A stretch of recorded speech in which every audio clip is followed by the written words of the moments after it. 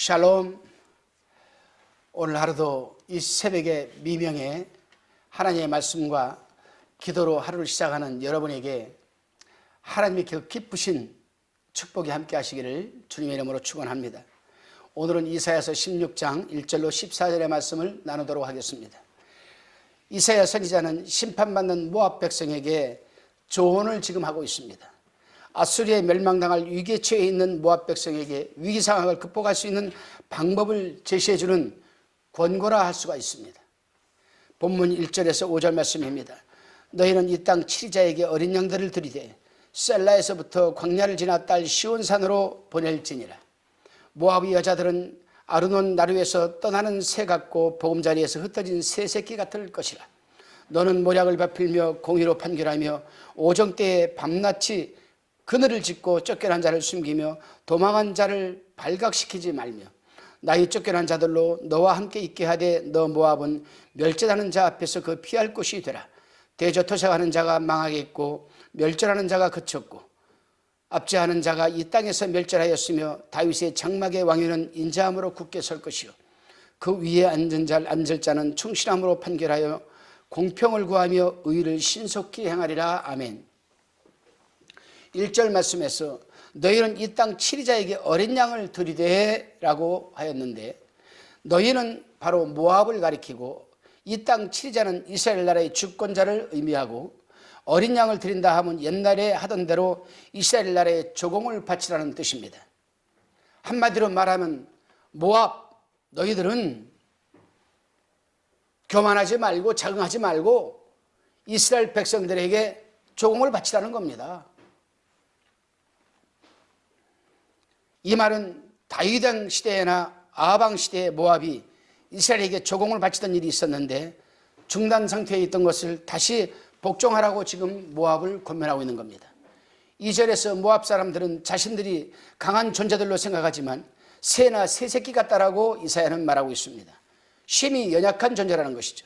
그래서 이사야는 3절에서 모략을 베풀라라고 조언을 합니다. 이 말은 유대인과 더불어서 우호조약을 맺고 지혜롭게 행하여서 이스라엘 사람들에게 조공을 바치라는 것입니다. 그렇습니다, 성도 여러분. 하나님의 사람들은 지혜롭게 신앙생활을 해야 합니다. 하지만 적당히 눈치 보며 환경에 따라 이렇게 저렇게 하라는 말은 결코 아닙니다. 하나님의 사람들은 흑백 논리가 정확해야 하며 평소에 어려운 사람들을 위해서 헌신하며 봉사하면서 나중에 자신이 어려움에 처했을 때에 도움을 받을 수 있는 영적인 근거를 갖고 살아가야 되는 것입니다.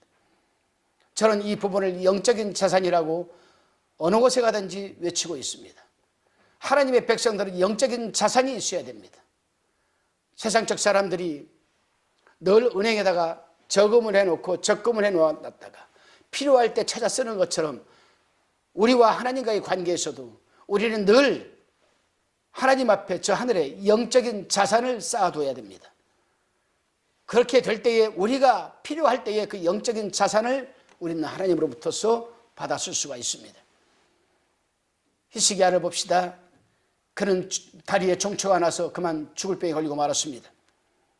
그때 그는 벽을 향해 돌아 누워서 하나님에게 눈물로 기도합니다. 하나님, 내가 전에 하나님을 위해서 한 일을 기억하옵소서. 영적인 자산을 지금 한번 돌려달라는 겁니다. 하나님께서는 히스기야의 그런 눈물 흘린 기도와 영적인 자산을 생각하고 생명을 15년 연장시켜주신 것을 우리는 잘 알고 있습니다. 우리가 우리보다 어려운 이웃을 위해서 봉사하고 헌신하며 그들을 섬기게 될 때에 그것은 여러분에게 곧 영적인 자산으로 쌓아지는 것이며, 여러분이 또한 그러한 환경에 처했을 때 하나님께서는 기도할 때 하나님께서는 여러분들이 과거에 쌓아왔던 그 영적인 자산을 다시금 배나 여러분에게 돌려주신 줄로 믿으시기를 바랍니다. 본문 6절로 10절의 말씀입니다. 우리가 모압의 교만을 들었나니 심히 교만하도다. 그의 교만하며 분노함도 들었거니와 그 과장이 헛되도다. 그러므로 모압이 모압을 위하여 통곡하되 다 통곡하며 기라레셋 건포도 떡을 위하여 그들이 슬퍼하며 심히 근심하리니 이는 헤스본의 빌과 밭과 신마의 포도나무가 말랐습니다. 전에는 그 가지가 야셀에 미쳐 광야에 이르고 그 싹이 자라서 바다를 건넜더니 이제 열국 주권자들이 그 좋은 가지를 꺾었도다. 그러므로 내가 야셀의 울음처럼 신마의 포도나무를 위하여 울리라. 헤스본이여 엘라레리여 나의 눈물로 너를 적시리니 너희 여름실과 너희 농작물에 떠드는 소리가 일어남이라. 즐거움과 기쁨이 기름진 밭에서 떠났고 포도원에는 노래와 즐거운 소리가 없어지겠고 들에는 포도를 밟을 사람이 없으리니 이는 내가 그 소리를 그치게 하였음이라. 아멘. 모압의 죄도 교만입니다. 6절에만 교만이라는 말이 3번 나오고 거만이라는 말이 1번, 등 도합 4번이나 나오고 있는데 그 정도로 가히 모압은 교만했습니다. 7절에 기라레셋은 포도의 명산지요 건포도는 그들이 종교의식에 사용하였으며 신마의 포도나무의 무성함이 사방에 펼쳤더니 하나님의 심판은 그 가지를 꺾는 것을 지금 예언하고 있습니다. 그래서 이사야 선지자는 모압이 당할 멸망을 내다보면서 눈물을 흘렸습니다. 그렇습니다, 성도 여러분. 하나님의 참된 종들은 원수들의 패망함을 보고도 슬퍼하며 눈물을 흘릴 줄 알아야 됩니다. 사무엘이 그랬고 바울이 그랬고 선지자들은 하나님의 말씀을 전하는 자들로서 눈물로서 죄악과 재앙에 대하여 경고를 하였습니다. 눈물 없이 죄나 재앙을 경고하는 것은 악담에 가까운 것입니다. 여러분, 눈물 없이 여러분 경고하는 것은 하나님께서 진정성으로 받아들이지 않습니다. 하나님의 종들은 죄악을 미워할 뿐이요 사람 그 자체에 대해서는 언제나 좋은 친구가 되어야 하는 겁니다.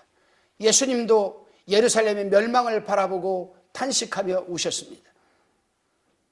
우리 성도들도 마찬가지입니다. 우리 주변에 잘못된 사람이 어려움을 겪고 있을 때에 진정성 있는 눈물을 흘리며 그들을 위해서 기도해 주는 삶을 살아가야 할 것입니다. 본문 11절로 12절의 말씀입니다.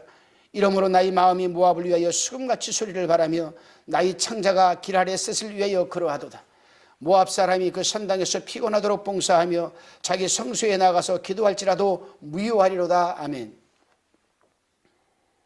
11절에 보면 또다시 이사야가 모압의 참상을 내다보고 수금과 같이 슬픈 소리를 바랄 것이라고 합니다. 모압인의 산당은 금오스 신을 섬기는 것으로 그 산당에서 자신들이 몸을 괴롭게 하는 것을 경건으로 알고 자신의 몸을 괴롭게 하는 행위를 그들은 일삼았습니다. 일종의 고행주의라고 할 수 있습니다.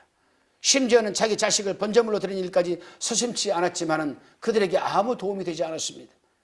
마치 갈멜산에 여러분 바알 우상의 선지자들이 발광을 하고 날뛰고 떠들면서 칼로 자신들의 몸을 자해하며 피를 흘리기까지 부르짖었지만 아무 여러분 효험도 없었습니다. 결국 거짓 선지자들이 죽임을 당하는 것과 마찬가지입니다. 그렇습니다, 여러분. 오늘날도 아무런 생기도 없고 혈육도 없는 우상을 섬기는 사람들은 언젠가는 심판을 받고 마는 것입니다. 그러나 우리 하나님의 사람들은 지금도 살아계셔서 오주 만물을 주관하시고 역사하시는 그 하나님을 믿고 섬기고 있기 때문에 늘 감사와 찬양을 돌려드려야 합니다. 여기서 잠깐 우상의 개념을 우리가 한번 살펴보기를 원합니다. 우상이라는 것은 우리가 그 어떠한 형상을 만들어 놓고 그 형상에 온갖 것을 다 덧칠하고 덧입혀서 그 우상에게 하나님의 우리에게 주신 축복의 음식이나 물질을 드리면서 절하고 숭배하는 것은 분명 우상이죠. 그러나 우상의 개념은 그 이상을 뛰어넘습니다. 그렇기 때문에 사도 바울은 고린도 교인들에게 뭐라고 했습니까? 탐심도 우상 숭배라고 했습니다. 탐심도. 그러니 우리 하나님의 사람들도 늘 우리 주변에 우상이 존재하는 겁니다. 다시 말하면 우리 마음의 중심에 예수 그리스도가 존재해야 되고 성령 중심적인 삶을 살아내야 되고 무슨 일을 하든 항상 선행적으로 하나님 중심적인 삶을 살아내야 되는데 그 위치, 그 자리, 선행적인 삶, 여기에 하나님이 내려있고 세상 것이나 내 아내나 내 남편이나 내 자식이 그 자리를 차지하고 있다면 분명 그는 우상을 섬기는 겁니다. 오늘 이 말씀을 드리면서 한번 곰곰이 생각해 보시기를 바랍니다. 나는 하나님보다도 더 좋아하고 나는 하나님보다도 더 아끼고 나는 하나님보다도 더 챙기는 것들이 무엇인지 체인점이 되시기를 주님의 이름으로 축원합니다. 본문 13절로 14절의 말씀입니다. 이는 여호와께서 전에 모압을 들어 하신 말씀이오니와 이제 여호와께서 말씀하여 가라사대 품꾼이 정한 해와 같이 3년 내에 모압의 영하와 큰 무리가 능욕을 당할지라. 그 남은 수가 심히 적어 소용이 없이 되리라 하시도다. 아멘. 이제 이사야 선지자는 품꾼이 정한 해와 같이 3년 내에 모압의 영하와 그 큰 무리가 능욕을 당할 것이라고 지금 예언하고 있습니다. 품꾼이 정한 해는 가감이 없이 일정하게 고정되어 있음을 뜻하는 말씀입니다. 이것은 모압이 바벨론으로 인하여 패망할 것을 의미하는 것인데 3년 내라는 말이 문자 그대로 3년이라기보다는 멀지 않은 상태를 의미하는 것입니다. 그렇습니다. 성도 여러분, 하나님께서는 교만한 자를 대적하신다라는 근본적인 진리를 다시 한번 우리는 확인할 수가 있습니다. 모압은 하나님의 은총을 거부하고 스스로 자신을 높임으로써 멸망받게 된 것입니다. 그러므로 우리 하나님의 사람들은 하나님이 교만한 자를 대적하시되 겸손한 자에게는 은혜를 주시리라는 이 말씀을 마음에 새기고 항상 겸허한 마음과 자세로 생활해야 할 것입니다. 그런데 참 이상해요. 사람들은 삶이 어렵고 힘들 때 그때는 정말 목숨을 다해서 하나님 앞에 나와서 기도하고 부르짖고 그러다가도 하나님이 길을 열어줘서 안정되는 삶을 살아가게 하면 이 사갈이 마치 점점 오히려 하나님을 멀리하는 아주 못된 습성이 있습니다. 또 회개하고 부르짖고 또 회복시키면 하나님이 또 금방 또 축복을 부어주십니까? 그건 아니거든요. 우리는 이러한 하나님의 성품과 또 하나님의 복을 부어주시는 원리, 이러한 부분들을 우리는 이러한 성경의 역사를 통해서 우리는 잘 알 수가 있습니다. 어떻게 보면 모압도 이스라엘의 한 형제입니다. 악한 짓을 해도 하나님의 선민의 한 일부분이기 때문에 하나님께서 잘 먹고 잘 살게 해주셨습니다. 그런데 그들은 오히려 하나님을 섬기기보다는 우상을 섬기니 하나님께서 그 결말을 어떻게 하시겠습니까? 오늘 우리도 지금까지 우리가 여기까지 온 에베레셀의 은혜, 우리가 살아오는 여기까지 굴려주신 하나님의 은혜를 생각할 때 우리는 정신을 차리고 더욱더 하나님 중심적인 삶을 살아내야 할 것입니다. 기도하겠습니다. 주님, 인간관계나 신앙생활을 영위해가는 데 있어서 비록 우리를 힘들게 하고 고통스럽게 하는 자들이 있다 할지라도 그들이 저지르는 그 죄는 미워해도 그 사람은 미워하지 말게 하여 주옵소서. 늘 겸손한 자세와 겸허한 마음으로 하나님과 이웃 앞에서 살아가게 하옵소서. 감사드리며 지금도 살아계신 예수 그리스도의 이름으로 기도드리옵나이다. 아멘.